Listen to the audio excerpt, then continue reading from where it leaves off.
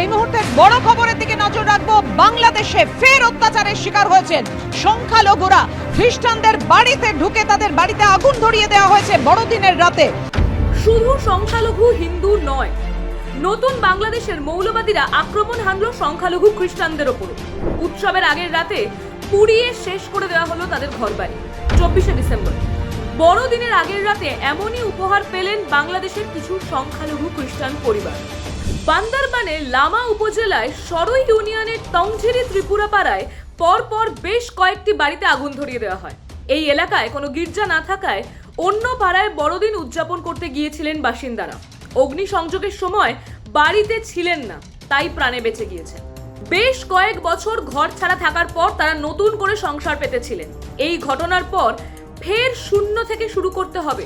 এখনো পর্যন্ত যা খবর সেই অনুযায়ী 19টির মধ্যে 17টি বাড়ি পুড়িয়ে দেওয়া হয়েছে। পুড়ে ছাই হয়ে গেছে সবকিছু। এই মানুষগুলো হয়তো আর কখনোই বিশ্বাস করতে পারবেন না যে বড়দিনের আগের রাতে অন্ধকারে এক সান্তা বুড়ো আসে এক বস্তা খুশি নিয়ে।